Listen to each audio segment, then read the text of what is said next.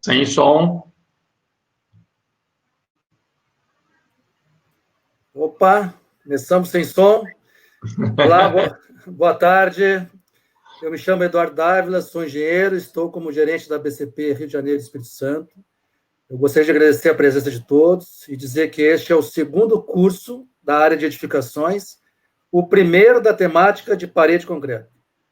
O curso será sobre a NBR 16055, de parede concreto, e ele foi dividido em duas partes. A primeira, hoje, vai abordar as mudanças relacionadas à revisão da norma, os cuidados, as vantagens, isso na visão do projetista, né? Olhando também para o planejamento. A segunda parte será no dia 30/7, guardem na agenda, teremos a mesma temática, abordando a norma, porém com a visão da construtora. Na sequência, nós ainda vamos tratar dos seguintes temas, vamos tratar sobre gestão e planejamento, compatibilização de projeto, organização e logística, preparação para implantar a parede, produtividade, controle, equipamentos, quadrias, instalações. Vamos ter a novidade da visita guiada numa obra. Então, fiquem ligados na programação do grupo. Lá a gente vai estar colocando o tempo todo, alimentando vocês e informando as datas, o acontecimento. Tá? Essa é uma iniciativa da BCP Rio de Janeiro e Espírito Santo e tem como objetivo promover a integração e a composição de uma rede de contatos entre empresas e pessoas com o intuito de desenvolver a tecnologia à base de cimento.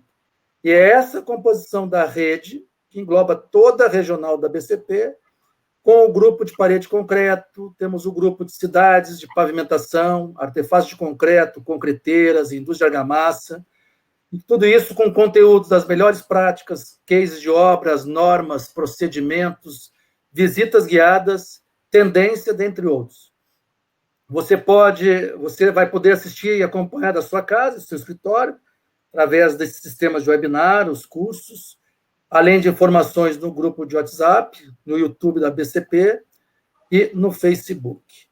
Estamos abertos também a sugestões de temas, vocês podem fazer durante até o próprio apresentação de hoje, e poderão também usar o chat para perguntas e respostas, perguntas e sugestões no chat durante o curso. Agora eu gostaria de apresentar o engenheiro Arnold Wendler, da Escola Politécnica da USP. Está aí ele, estão lá. Diretor, bom dia, boa tarde, gente. É pós-graduado em Engenharia de Estruturas pela Poli na USP, diretor da Wendler Projetos e Sistemas Estruturais em Campinas, é coordenador da Nova Brasileira de Parede de Concreto, a NBR 16055, participando de toda essa revisão, e é palestrante de alvenaria estrutural e parede de concreto pela BCP, Sinduscons e várias outras entidades. Wendler, deixo com você, sem mais delonga, para você dar o início ao curso aí, um bom curso para você. Obrigado, hein? Obrigado, Eduardo. Vamos começar.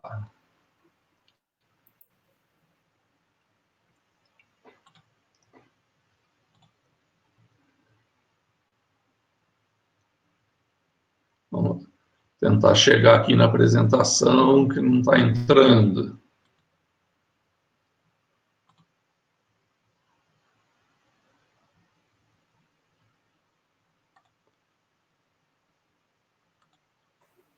Apareceu aí, gente?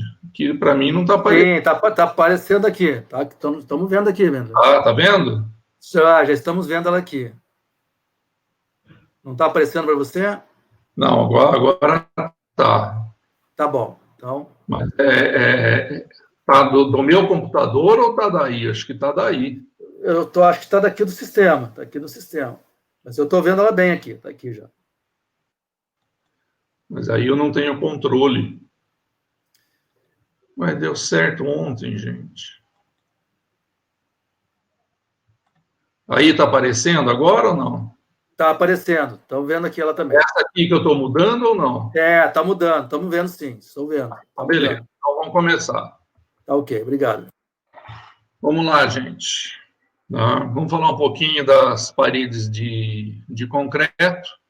Como o Eduardo falou, a gente está aí há 42 anos já no mercado, fazendo alvenaria estrutural desde que eu me formei em 78, meu trabalho de pós-graduação já foi de alvenaria estrutural, parede de concreto desde que elas apareceram, aí por volta de 2007, participamos das normas e de parede de concreto a gente é o coordenador, tá?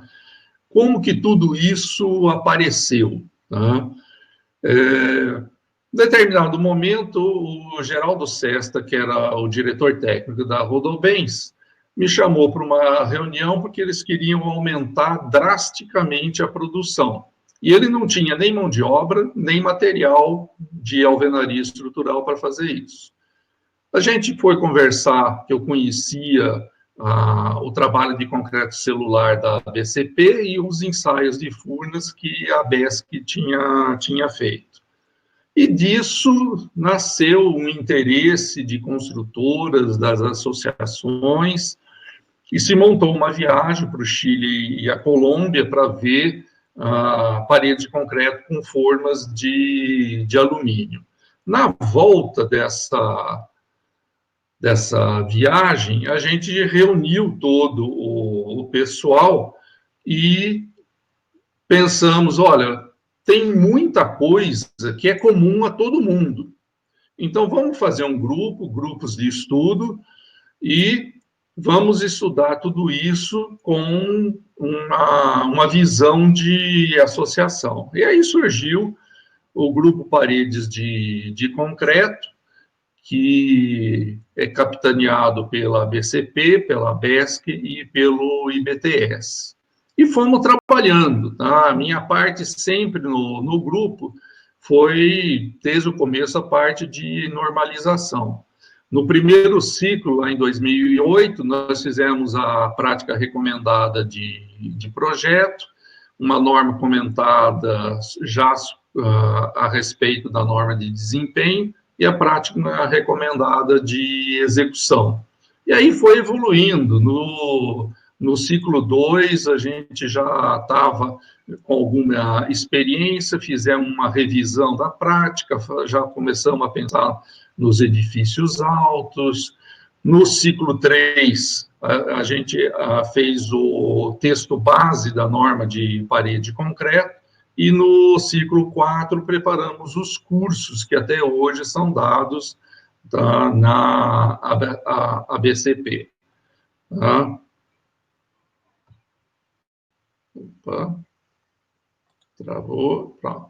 Esse é o grupo que tem hoje. Hoje nós somos mais de 100 empresas participando do grupo, mais de 50 construtoras. Então, é um grupo que tem de tudo. Tem os fornecedores, tem fabricante, construtora grande, média, pequena.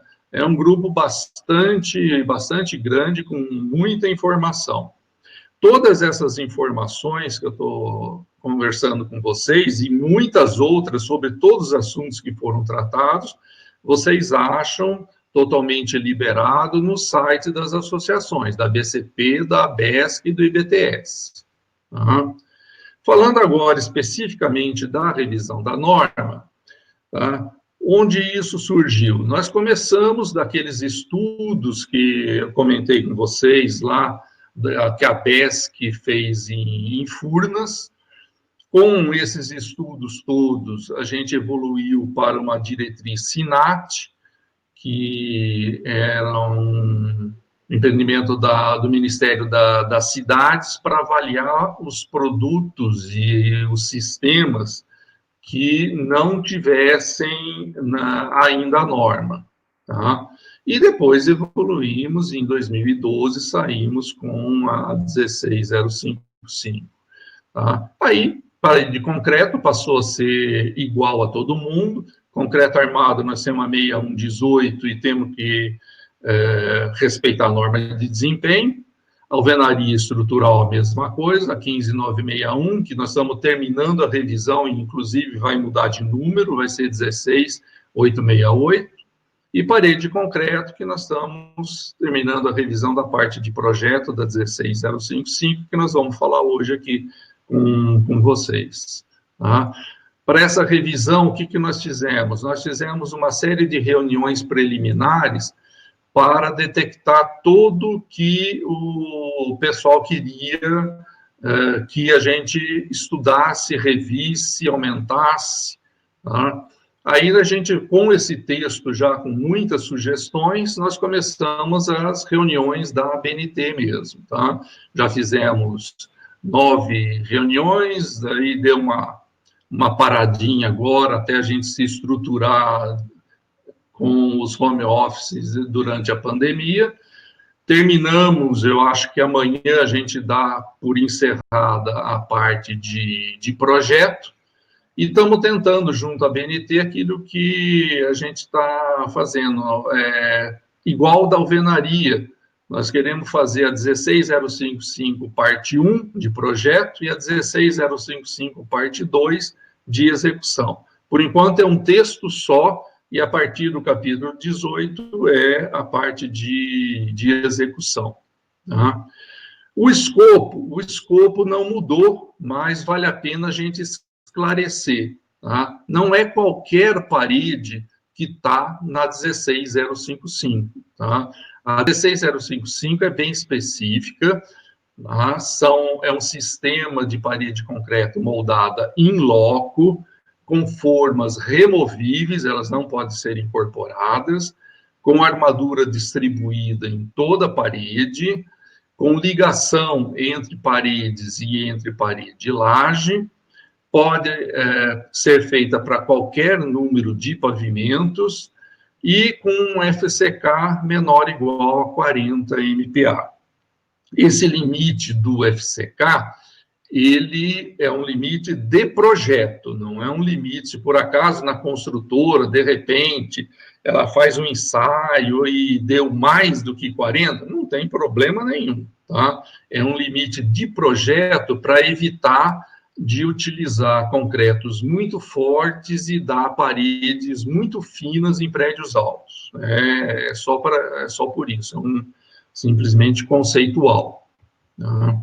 Um dos itens que a gente colocou agora na norma, tá? Como já tem para o concreto armado, como já tem para a alvenaria estrutural, é a avaliação técnica de projeto. Né? Aquele profissional com experiência no sistema e no tipo de projeto que ele vai verificar, e a gente defende uma contratação simultânea ao projetista, porque depois de tudo pronto, pegar uma pessoa para revisar, normalmente você vai ter que fazer o projeto tudo de novo.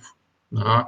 Aí, fazendo a contratação simultânea, a gente consegue ir trabalhando passo a passo. Né? A gente conversa sobre a verificação das premissas que a gente vai usar, o verificador já aceita ou não e a gente conversa. Começamos a trabalhar com quais considerações de cálculo que a gente vai fazer, já também verificado, os detalhes construtivos, e assim vai, com toda a parte de projeto, especificações e tudo mais. Passo a passo, de uma maneira simultânea, e o resultado é muito bom. Tá? Gente, tem 1000 detalhes aí, não é ainda todo mundo que entende o que é uma avaliação técnica de projeto, mas é uma tendência que a gente não tem como escapar. Tá? O concreto armado já tem há bastante tempo, a alvenaria também, estamos colocando agora nas paredes de concreto, e em todas as normas está aparecendo a palavrinha obrigatório. Tá? Não é uma opção. Tá? Por norma, elas são obrigatórias. Tá?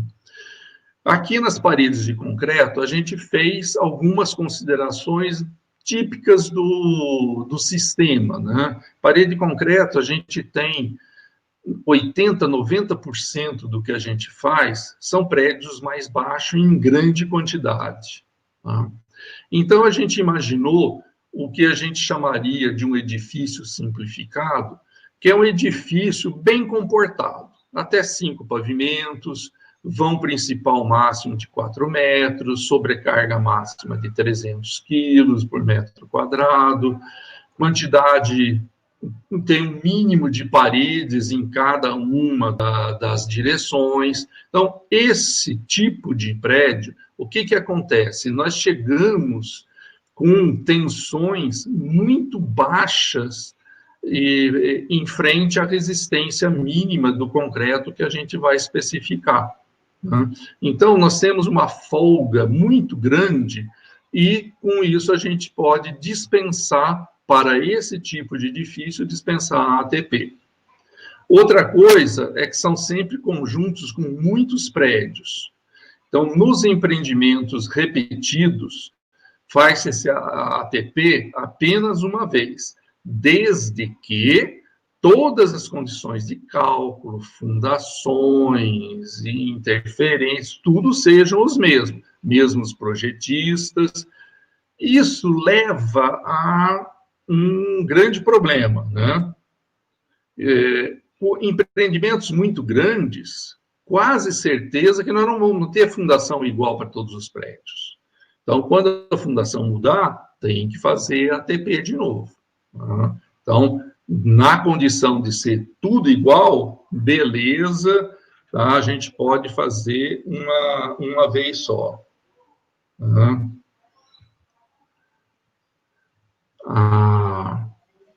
Um dos grandes problemas que a gente vê, desculpa, a gente tem aqui embaixo uma observação, eu não consigo, deixa eu ver se...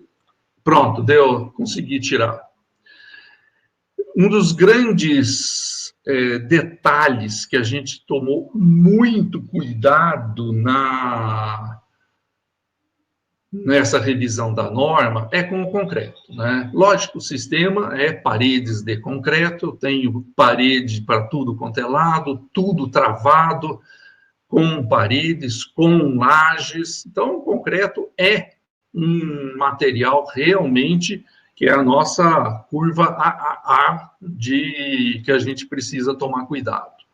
E a gente colocou essa especificação do concreto em 2 etapas. Primeiro, uma etapa de caracterização, que ela deve ser feita com a construtora, junto com a concreteira, se tiver um tecnologista de concreto, ou da concreteira, ou um avulso contratado no mercado, mas antes de começar, esse concreto tem que ser testado para ver se ele realmente tá de acordo com a especificação que a gente vai fazer.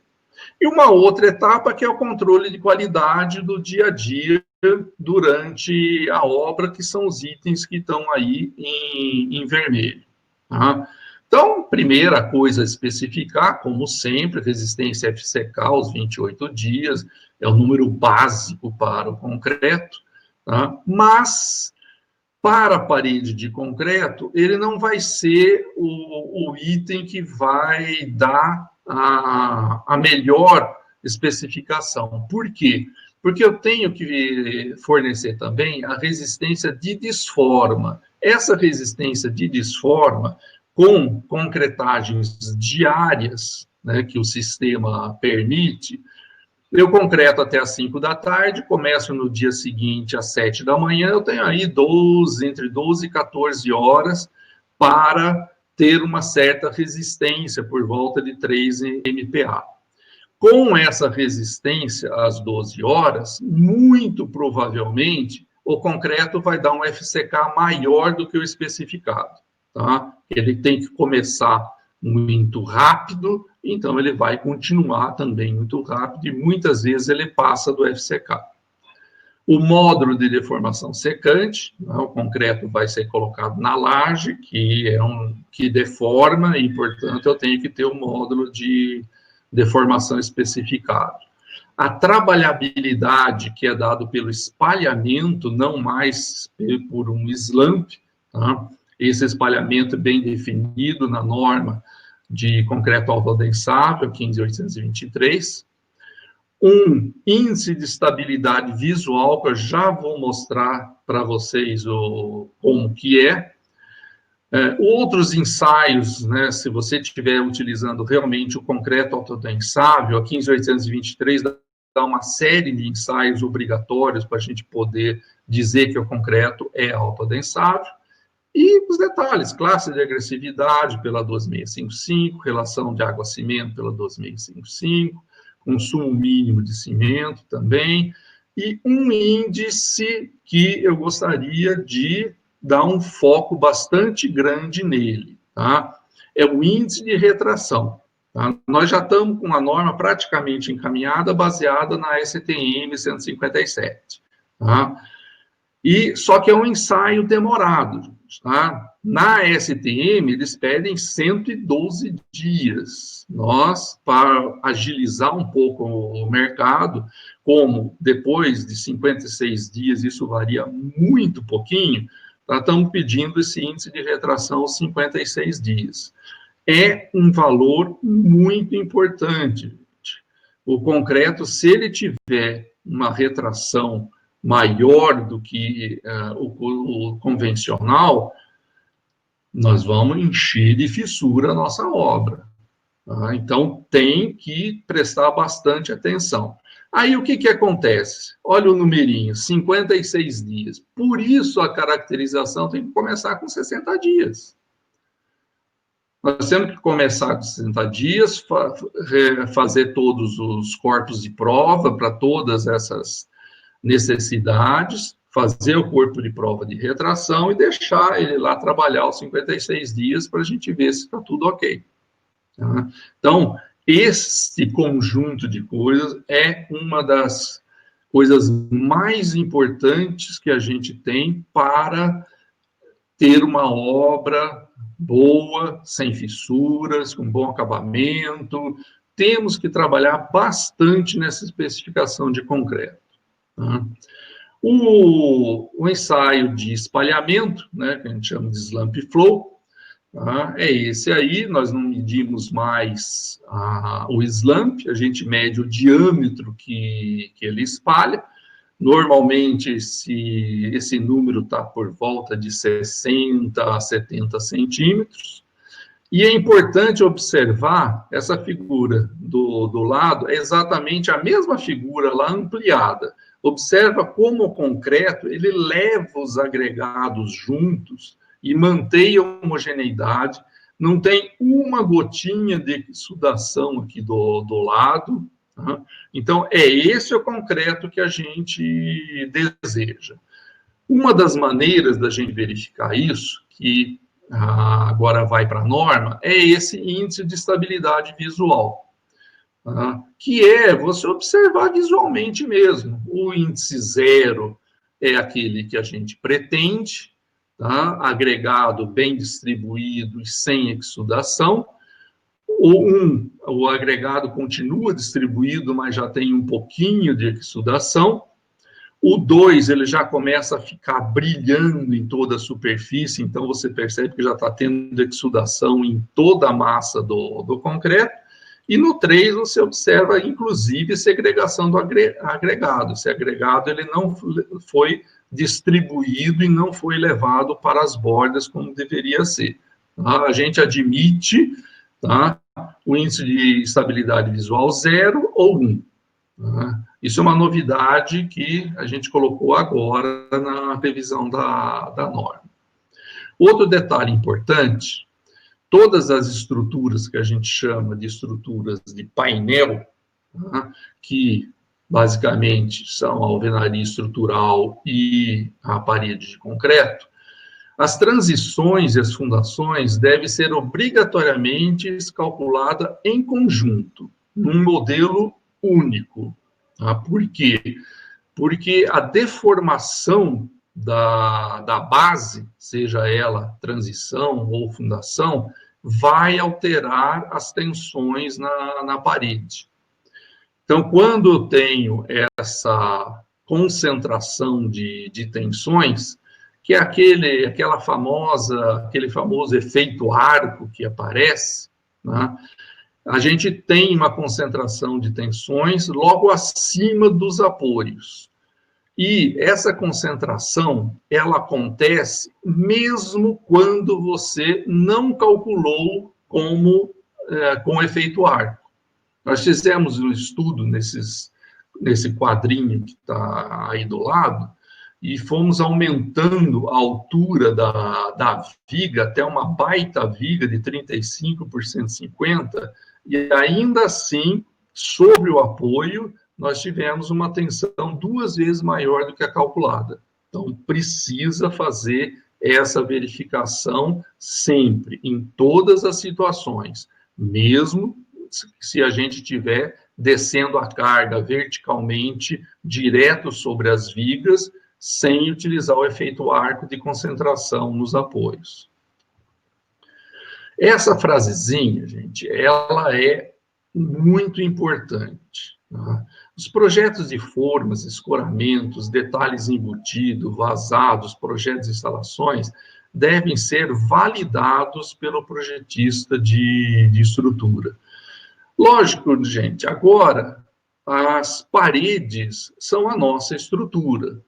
Então, tudo que tiver a mais ou a menos dentro da parede, a gente tem que validar. Normalmente, essa validação é muito simples, um caso ou outro que acaba dando algum problema. Mas nós já tivemos alguns problemas sérios. Tá? Por exemplo, o quadro de entrada da energia estava numa parede, projetada naquela parede, com o reforço que precisava naquela parede. Chegou na obra, o eletricista achou que ficava muito mais bonito do outro lado, na outra parede, e mudou o quadro, sem avisar, sem a gente fazer se podia ou não, se a gente fazer os reforços necessários. Não, simplesmente mudou. Outro detalhe que também a gente tem que tomar muito cuidado é com os escoramentos. Tá? Então, escoramento, primeiro lugar, gente, como qualquer escoramento, mas aqui nas paredes de concreto, mais do que tudo, tá? Não existe reescoramento. Essa palavra deve ser proibida em todos os sistemas construtivos. Aqui, vocês imaginem fazer um reescoramento quando o concreto está no dia seguinte com 3 MPa. Tá? Já tivemos esses casos e simplesmente a laje ondulou completamente com deformações até de 15 centímetros. Tá? Então, realmente não pode. Mas os sistemas de formas que a gente utiliza, as formas de alumínio, que já compõem paredes e lajes, eles já têm a previsão do escoramento permanente.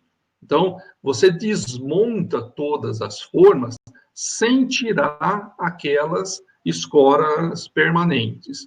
E com essas escoras permanentes é que a gente tem que fazer a especificação do nosso concreto de desforma. Né? Exatamente a distância entre escoramentos, entre escoramento e parede, é que vai levar a isso.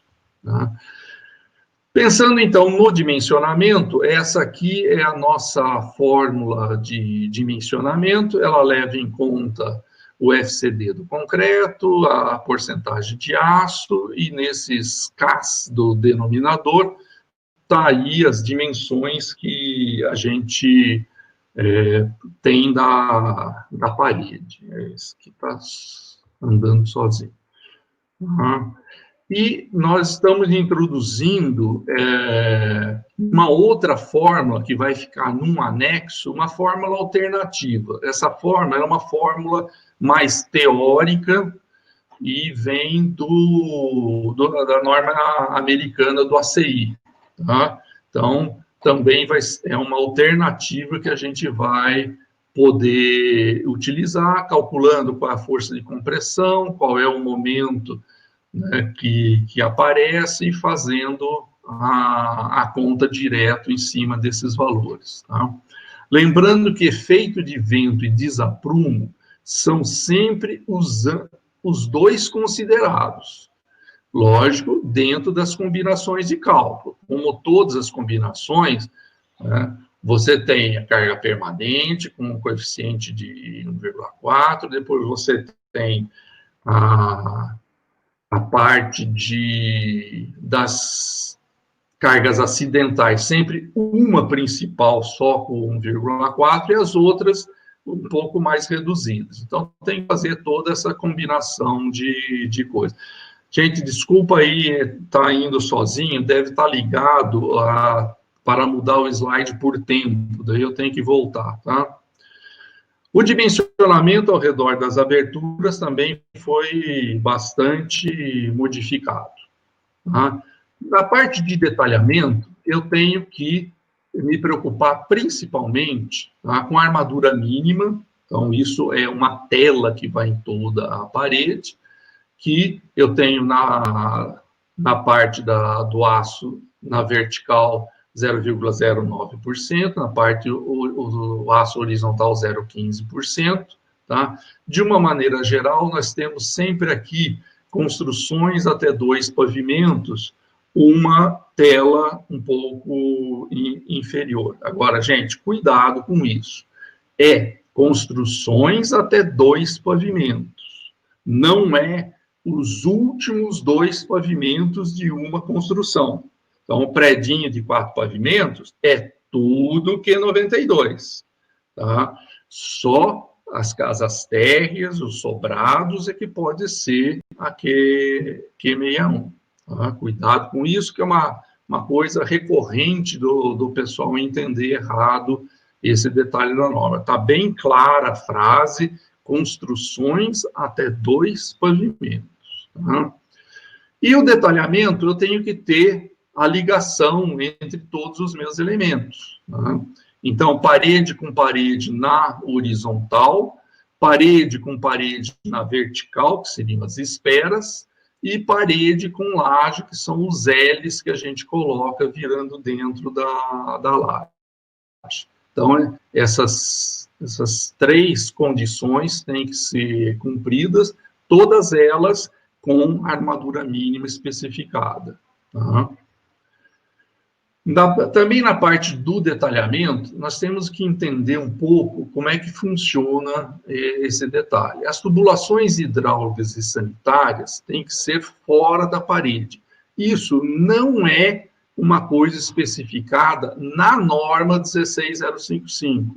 Tá? Isso é especificação da norma de desempenho, porque a norma de desempenho diz que eu não posso pôr dentro da estrutura nada que precise de manutenção no futuro.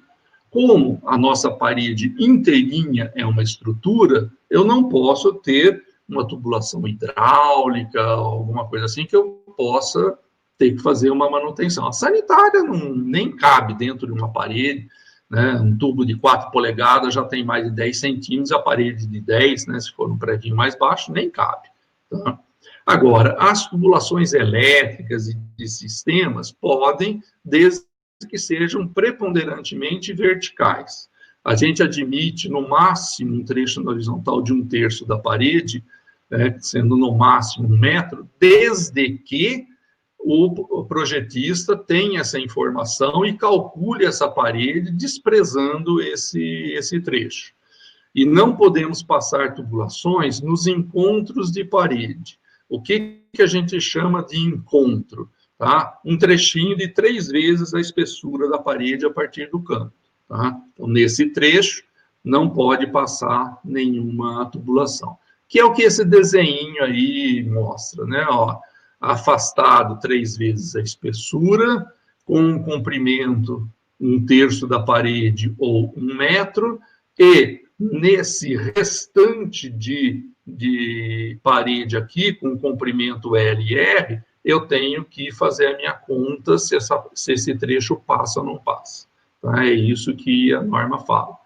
Lembrando, gente, nós estamos falando de norma sempre foi alguma coisa técnica, mas a partir que entrou o Código de Defesa do Consumidor, dizendo que a gente é obrigado a utilizar o produto ou o serviço, não pode ficar em desacordo com as normas, se não tivermos normas específicas, as normas da ABNT.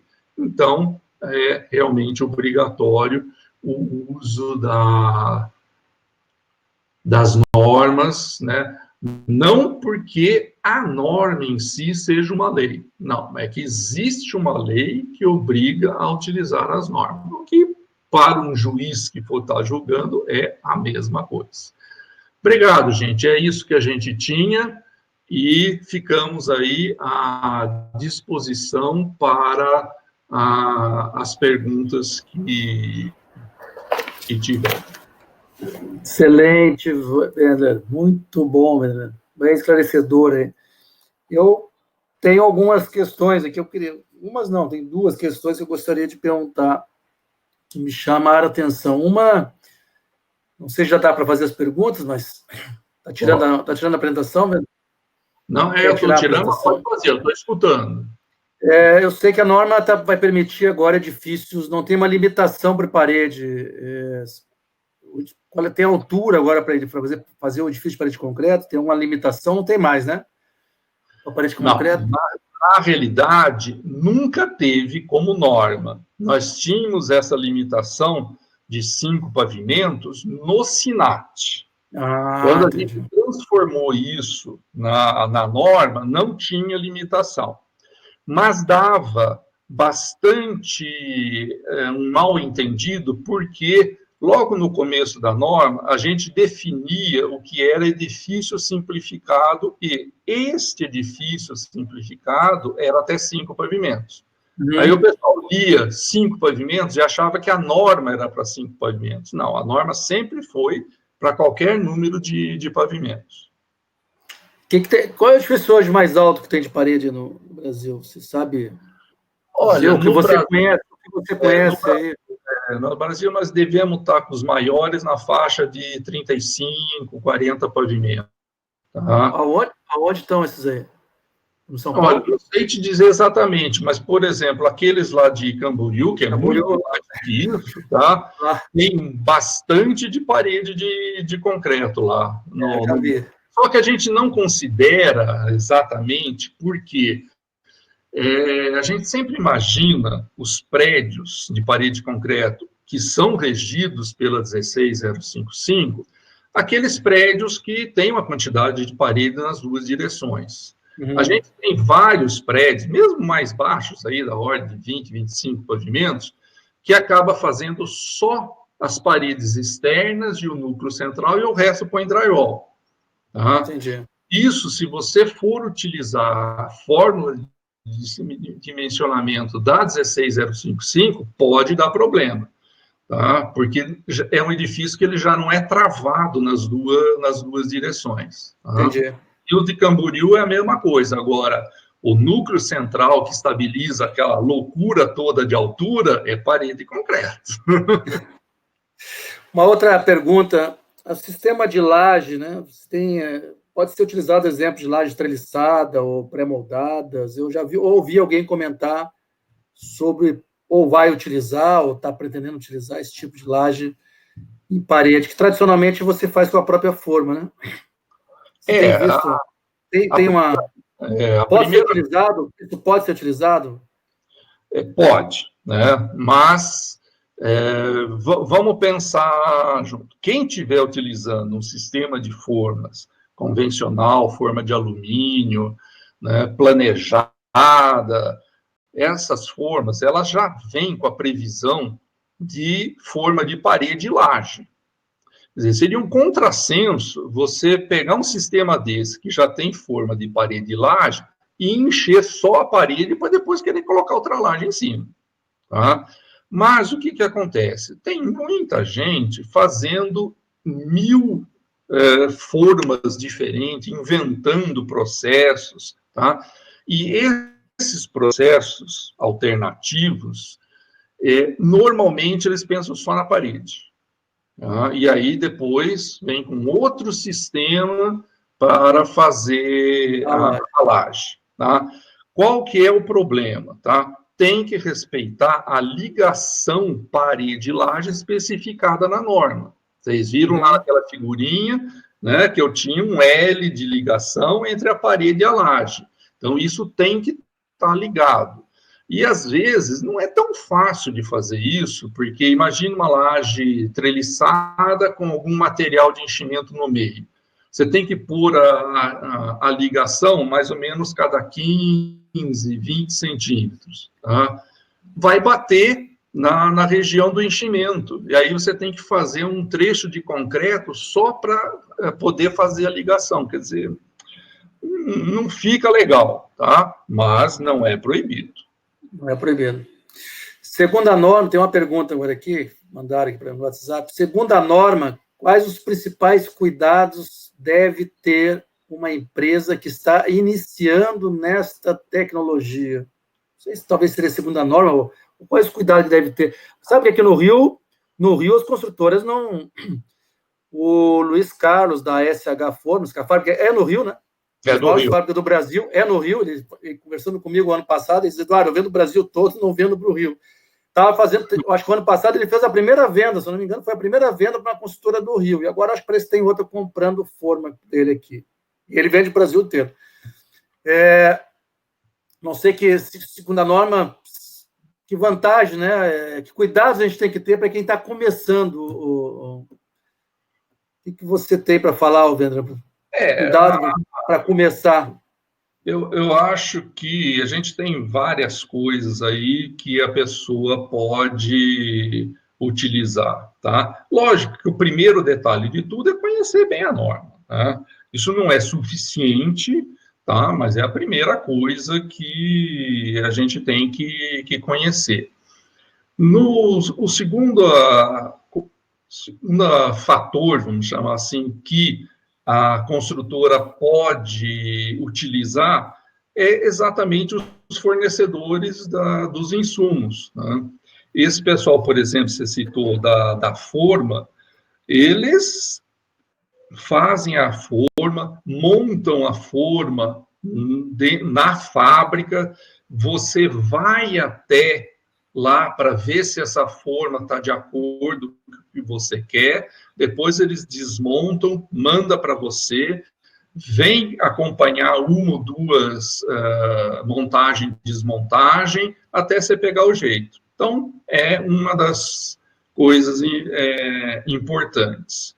E para aqueles que querem realmente começar com mais base, nós temos um material muito extenso, tá? Como eu falei para vocês, do grupo Parede de Concreto, que está lá nos sites, a BCP, a BESC, BTS, deve ter hoje, entre os 4 ciclos, aproximadamente 50 ativos, como a gente chama. Cada ativo pode ser um documento de Word, uma planilha, uma apresentação, né? Então, a gente desenvolveu praticamente em cada ciclo 10, 12 ativos diferentes de tudo que se pode imaginar. Projeto, execução, viabilidade, desempenho. Então, tem muito material. É um material bem legal para quem quer ter bastante conhecimento para começar. Aqueles que querem começar de uma maneira um pouco mais estruturada, nós já temos aí no mercado vários consultores que conhecem bem o sistema e pode dar uma ajuda bastante boa no começo. Mas com esse material que a gente tem lá nos sites, realmente dá para fazer um bom começo. Só para repetir, os cuidados de concreto, a resistência que você precisa, você faz a desforma de um dia para o outro, né? Eu não sei se você chegou a tocar na resistência. Esse número, ele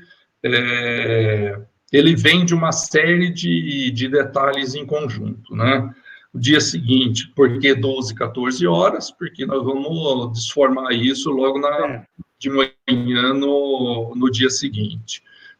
Eu tenho que ter uma certa resistência para fazer a desenforma, porque senão, se ele tiver com pouca resistência, na hora que você tira a forma, pode vir junto um pedaço do concreto. E eu tenho que ter também uma resistência mínima para que a laje entre a escora permanente e a parede tem um vão máximo, por exemplo, utilizando um vão máximo de 1,30 m, eu vou precisar de 3 MPa às 12 horas. Tá? Esse concreto que dá 3 MPa às 12 horas, normalmente, ele vai dar quase 30 MPa no final. Então, normalmente, a gente vai especificar 25 de FCK, mas ele vai dar mais por causa daquele 3 MPa da resistência inicial. Dos 3 iniciais. Isso. Diferença de concreto para altura não muda, né? Eu vi você já comentar sobre isso. Não, nos prédios mais altos a gente faz alguma coisa assim. Por quê? Porque a gente não pode mudar a espessura da parede. Se mudou a espessura da parede, você perdeu o jogo de forma. Não pode perder o jogo de forma, é caríssimo isso. Tá? Então, a espessura da parede ela é constante e vai até lá em cima. Então, muitas vezes, a gente utiliza esse recurso. No escritório, tá, nós estabelecemos, em vez de fazer com aquele limite da norma de 40 MPa, a gente estabeleceu que vai no máximo até 35, para ficar com uma folguinha por causa daquelas tensões que aparecem lá embaixo, em cima dos apoios. Aí você vai 35, 30, 25... a norma permite desde o 20, tá? Só que é ilusão especificar 20 MPa com 3 MPa de desenforme. É ilusão porque vai dar mais do que isso. Certeza, com certeza. E a última pergunta, nosso amigo, o Rubens Monge, conhece? De leve, de leve. Fez uma pergunta aqui. Qual o tempo de planejamento ideal para se fazer um projeto de parede? Uma boa pergunta. Bom, vamos entender isso, né? Nós temos duas etapas aí. Uma é o projeto em si. Tá? Um projeto de parede bem feito, tá? Ele, no mínimo, demora uns 4 meses. Tá? Por quê? Porque a gente tem toda a compatibilização para fazer. Se a gente tivesse simplesmente fazendo o projeto estrutural, sem conversar com ninguém, sem pensar em ninguém, em 1 mês a gente faz. Tá? Agora, eu tenho que ver a espessura da parede, aí eu mando isso para o arquiteto, para ele remodular as paredes com a espessura real. Tá? Aí, acertou tudo. Se a gente tem, por exemplo, transição, a posição desses pilares afeta demais o cálculo. Tá? Então, eu tenho que fazer uma posição de pilares, mandar para ver se aquilo atende à arquitetura. Se não, tem que voltar, eu fazer uma outra modulação de pilares. Então, nesse processo, com compatibilização, depois dessa etapa do arquiteto, entra o pessoal das instalações. Vão querer pôr instalações dentro da parede, fazer furos na parede para passar a hidráulica, a sanitária de um lado para o outro, coisa muito comum, tá? Você tem 2 banheiros colados, o shaft fica só de um lado. Então, os canos do outro lado precisa atravessar do shaft para entrar no banheiro. Então, isso é um furo que dá para fazer. Tudo que é bem planejado, gente, tá? Não tem problema. O que a gente acha que realmente pode-se dizer até de que é um problema do sistema, tá? É querer fazer as coisas depois. Imagina se o cara quer, no futuro, abrir uma porta numa parede de concreto que, nessa altura do campeonato, vai estar aí com 35, 40 MPa. Como é que ele abre essa porta? Vai gastar lixadeira tá? Então, realmente... Não abre. Quando a gente tem esses casos é muito comum em casa térrea. Tá? E é difícil, raramente, o cara vai querer abrir uma porta aonde? Só se ele quiser refazer tudo. E nesses apartamentos nossos, muito grandes e espaçosos, de 39 metros quadrados, com 4 ambientes lá dentro, não vai conseguir mudar muita coisa, não. Não tem como. Agora, na casa térrea, normalmente, o cara quer fazer um puxadinho, acha que pode fazer de qualquer maneira. Então, normalmente, quando tem esse caso, a gente conversa com o arquiteto para saber, olha, se alguém quiser fazer, aonde que você acha que ele vai querer abrir a porta? E aí a gente faz um detalhe específico naquela região, deixando uma junta e não passando a armadura direta. A gente interrompe a armadura e coloca uma outra separada, para dar a chance dele abrir a porta ali. Às vezes a gente acerta, mas já tivemos o caso que a gente deixou previsto do lado de cá e o cara queria do lado de lá. Assim. Não tem. Vedra, muito obrigado. Vamos encerrar por aqui. Eu te agradeço muito pela participação, mais uma vez. Você sempre carinhoso com a gente, com a BCP, sempre atencioso. Eu te agradeço bastante pela apresentação, pelo tema, pela paciência, pelo teu tempo aí. E queria agradecer e convidar as pessoas aí, a quem quiser participar do grupo aqui do Rio de Janeiro da Parede Concreto. Eu acho que foi colocado o telefone da Renata, né? Você pode pegar o telefone da Renata e participar do grupo. Lembrando que nós vamos ter um curso 2 sobre parede concreta, sobre a norma, aí com a visão, com uma construtora falando, na visão da construtora, né, aplicado à obra, ok? Será no dia 30 de julho. E na sequência ainda vamos trabalhar a parte de planejamento, controle, produtividade, fazer uma visita guiada. Então fique atento na programação do grupo de parede concreto.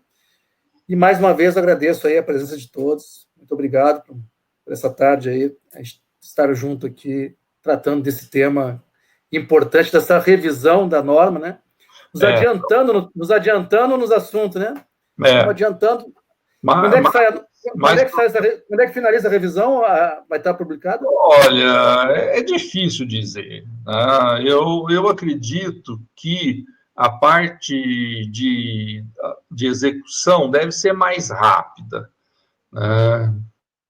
Então, deve demorar aí, sei lá, umas 4, 5 reuniões. A gente faz uma reunião por mês, então, uns 4, 5 meses de trabalho. Depois, tem uma parte que a gente vai ter que sentar tudo de novo, porque algumas coisas que a gente faz lá na execução vão afetar o projeto. Então, tem que repassar a parte de projeto com a parte de execução. Tá? Vai demorar um tempinho ainda. Cito um exemplo. Tá? O pessoal está reclamando que o limite de prumo do prédio está muito apertado. Então, se a gente permitir um limite maior, a hora que eu estiver na parte de projeto, eu tenho que considerar um desaprumo permanente também maior. Se eu estou permitindo ele errar, hoje é 1 centímetro.